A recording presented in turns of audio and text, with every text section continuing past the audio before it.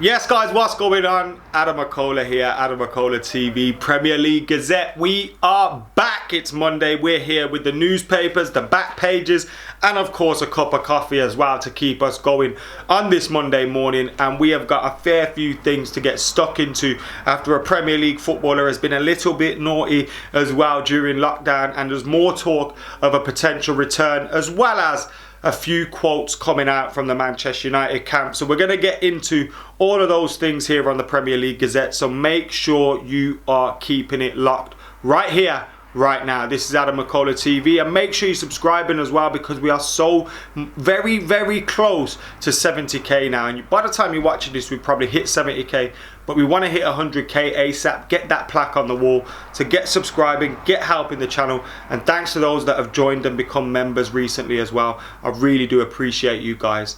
Anyway, let's get stuck into the Premier League Gazette. Right, and first up, we got the Mirror on the back page here. We've got Moise Kean, who's been a little bit naughty, and we'll be speaking about that one a little bit later. We've got some details on talks of a potential Premier League return with 4 Stars Hotel. Clubs locked down in own digs for 6 weeks, with away teams taking other halves of accommodation for match, then a deep clean. Bet they get some bookings, with a shit little joke at the end. But the story says, and it's by John Cross, Premier League stars are being briefed on detailed proposals for a return to action with a hotel lockdown plan. Mirror Sport understands a number of clubs are now discussing the different ideas on the table with their players who believe they are gearing up to try to get games underway again.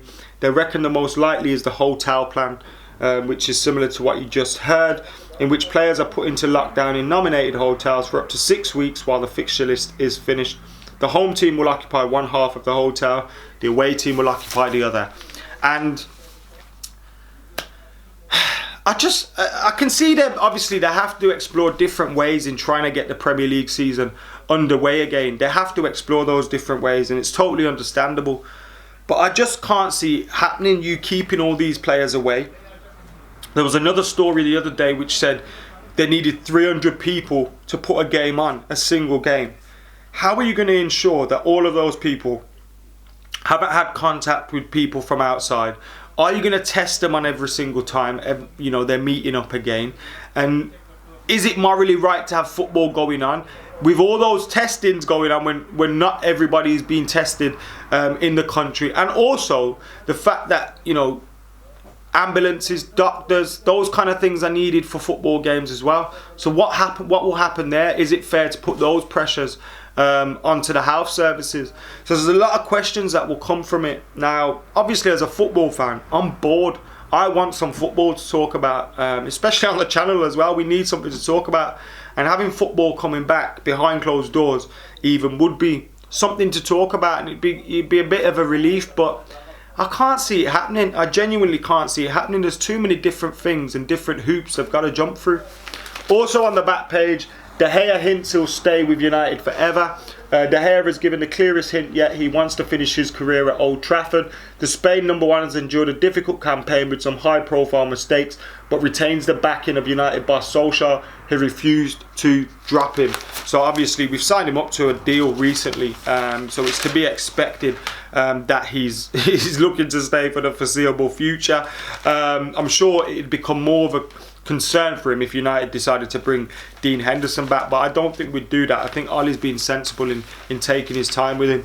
Training's going to be a whole new ball game as Arsenal players are set to return, or they have returned to training. Well, I say training, they've not been training together, they have been training individually, and they've been following strict guidelines, and they've been under strict supervision. They're using different footballs, each footballer is. They're kind of doing it in rotation, so they're still, got that distance in play. But it's interesting to see clubs are now starting to get back in, because they were having a few issues with players maybe going for runs and things like that, and getting approached by fans for selfies and autographs and things, even in this self-isolation period, which you can imagine kids would get excited if they saw one of their heroes running around in the park or something. It'd be difficult for them not to be attracted by them. So yeah, I can understand why Arsenal would want to do that. Whether there's football coming up soon, it's easier for clubs to train like this when they're not playing football together. What happens if a player, what happens if, okay, and Arsenal were one of these teams that were hit by the coronavirus. What happens now when teams start training together again? We potentially have these matches going on. God forbid one of the players got it, or someone in the camp, and then it got spread. Like, who's responsible for that then? What kind of lawsuits are you opening yourself up to? It's just interesting. It's interesting. The story about the lockdown in hotels continues there.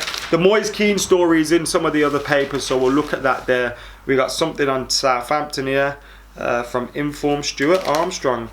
On this day in 2001, Roy Keane did not pull any punches as he tore into his club following United's dramatic exit from the Champions League. The days, when our problems were getting dumped out of the Champions League. Right, we've got some United stuff here. We got. Let me sort the newspaper out first. Right, we got Scotty Too Hotty on there saying, "Be grateful for what you've got." Scott, lockdown is making players realise they're so pampered. They must show respect and do more for themselves. Yeah, it's him and Lingard that have been involved in a United hangout thing. So it's just some of the quotes that have come from there. For me, you hear the stories about getting the life of luxury at United. People take that for granted. Food in the canteen and your kit being laid out for you every morning. People just expect that. But you have to remember where you come from and appreciate what people do for you. So it's making these lads have a little bit of self-reflection. Romero was kept in quarantine for 17 days. He has revealed how he was tested negative for the coronavirus, but had to endure 17 days quarantine in Argentina before being allowed to see his family. So he had to have 14 days self-isolation. Then he got tested, had to wait 3 days for the result. He took a plane from London to Paris. Not many people were in the airport, but other people were keeping a safe distance. People were all looking nervous or badly at each other when someone sneezed. I flew to Buenos Aires, 14 hours. I sat my body on the plane and didn't move for 14 hours. No food, no toilet. You've got to be careful. 14 hours without having a piss or anything, or eating, or... Whoo! I could understand eating, people fast and things like that, that's but without a piss. I'd have one drink of water and be pop the seal, and I'd be pissing all day long, mate. The De Gea continuation. I'm getting older, it's a dream to play for the club. Just to be a part of this club is amazing. So imagine to be here for nearly 10 years. It's great to play games with this club, so I hope I can be here for many more years. We hope you can be here for many more years too, David. But we also hope you don't make any more silly mistakes as well. No back page on this one, as it's got a little advert there, which is Google, which is YouTube. So I wonder if I'll get any more AdSense for this video. But okay, can't take that off. We've got some stuff here. Were England really robbed by this man in 1986? Diego Maradona. They're still talking about it, ladies and gentlemen. That's how you know it's been a slow news weekend. They've had Saturday, Sunday, Friday, all these days to put some paper together, and they've come up with, were England really robbed by Maradona? Taking the piss. Moise Kean's on the back page, says Moise Kean faces fine from Everton after throwing a party at home. Everton are set to fine Moise Kean 2 weeks salary, around 160,000 a week. Ooh. I don't mind that being my yearly salary, you know what I mean? With senior executives at the club appalled that the Italian forward held a party at his house in direct defiance of coronavirus lockdown restrictions. Keane was filmed enjoying himself at the gathering despite the government guidance that people should stay at home and not meet friends. Firstly, is it definitely like he doesn't live with his family? I know a lot of footballers come from other countries. They'll come to England and bring a shitload of family with them. I know some people, so he may live with a lot of people. It looks like, if I was to Snapchat or Instagram everything I did on a daily basis, you'd think, Adam, you're having parties just 5 of us live here though. So it's like, it depends who he lives with, but apparently he's got nabbed because of a little video that went out. Why would you be releasing videos if you're not supposed to be doing it, is what I'm on about. What are you just baiting yourself up? No videos, you don't get caught. Not everything has to go on social media, especially if you're breaking social distancing rules. Let's talk about the Chinese league in here. Maradona in here. Oh my god. Does anyone else think Shilton gets away with it a bit? He should have caught the ball. Yeah, he should have. He should have. Anyway, that's the Guardian for you right there. Moving on. Onto the Express, same back page as the Guardian. Bit of crash of the Titans inside with some rugby stuff going on here. It has got the Premier League story at the top there saying hotel lockdown for Premier League restart, with the same story regarding the one that was in the Mirror. Premier League stars are being briefed on a possible return to action with a hotel lockdown plan, revealed in Express Sport. But your other mates just said they exclusived it. So who's telling the truth here? Hold on, it's the same fucking journalist. How many people's this geezer writing for?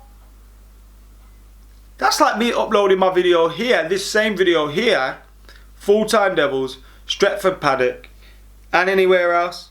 What's the point in that? Everton appalled by Moise Kean's house party. 160 bags for a party just because one of your mates stuck it on Instagram, you idiot. Arsenal back in running as stars suffer selfie shtick.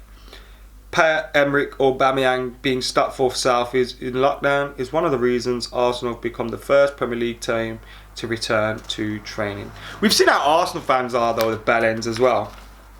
Probably chasing him around. Probably grown men. Jesus Christ. Fernandinho's in Brazil. That's a mad one. How did he get there? And then inside we've got a game. I sat in my seat for 14 hours. No food, no toilet, says Sergio Romero. Oh, the humanity. Reality check for Sergio and Scott with more of Scott McTominay's quotes. And more of David de Gea's quotes. And that, my friends, is the newspapers. This has been the Premier League Gazette. Thank you very much for joining us here on AdamMcKola TV. Make sure you're keeping it locked. I wish I could have spoke about more for you. It does look like the Premier League are getting to a point where they're going to have to make a decision on what's happening. And I can sense a decision coming soon. It may be a decision that they make and then they have to go back on. Who knows? But with the Bundesliga potentially returning behind closed doors, it looks like they're forcing something through. But God forbid one of these players gets it, passes it around or something like that. Like, what's going to come of it then, and the fallout, what it would be from that. So it does seem like a little bit of shaky ground that we could be entering, or football could be entering in, even if football does return. I really want some games to watch, but they've got to be sensible as well, haven't they? And how can they guarantee fans aren't going to turn up outside grounds? I'm not. But, you know, Liverpool fans haven't seen their league win the team in the league in how many years? It returns and they potentially seal that. How can you stop Liverpool fans from congregating? You can't. How can you stop fans from, you know, whoever wins the German league going outside their ground? We saw what PSG fans did. So you could be having another strain on you know, public services and resources. So it's a weird time. But hopefully we get some games soon and everything can go to plan and everything can be smooth sailing and we've got something to talk about. But I don't get the feeling it will.